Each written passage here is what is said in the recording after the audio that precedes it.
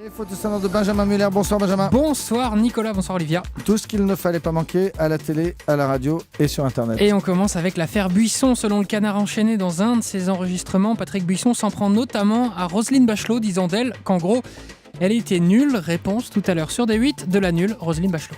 C'est hallucinant de tromper la confiance de l'homme qui vous a choisi. Tout le monde est présenté dans une sorte de relation mafieuse où on se méfie de tout le monde, où on fait des dossiers sur les gens.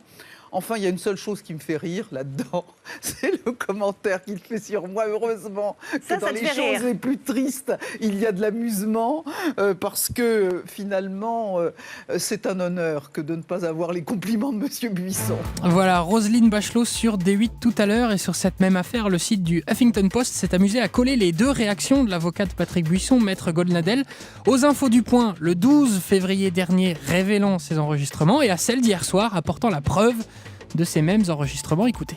Patrick Buisson nie farouchement le fait d'avoir évidemment enregistré Nicolas Sarkozy à son insu. Patrick Buisson procédait de manière banale à ces enregistrements-là. Je peux vous dire, sans craindre d'être démenti, qu'il n'y a pas eu de tels enregistrements. Il utilisait un dictaphone, comme vous auriez pris des notes vous-même. Voilà, dur métier que celui d'avocat de Patrick Buisson. Et toujours sur cette affaire Buisson, voici maintenant l'avis de Nicolas Sarkozy grâce à Nicolas Canteloup.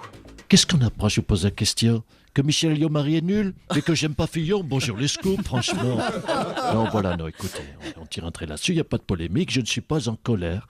Hein, voilà, excuse-moi, je vous laisse, je file chez Jardiland, je dois acheter un sécateur, j'ai un buisson à tailler.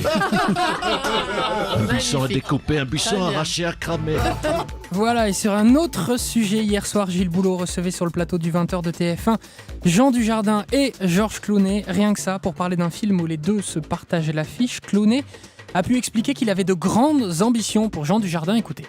Ce qu'il faut comprendre, c'est que Jean, je le fais travailler. Je l'entraîne à devenir l'homme le plus sexy du monde.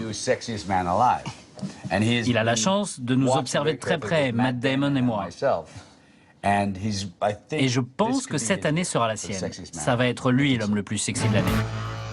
Georges Clooney, hier soir sur TF1 et ce soir dans les photos sonores de Benjamin Muller. Dans un instant, les grands débats d'Europe 1 Soir sur l'affaire des micros de l'Élysée.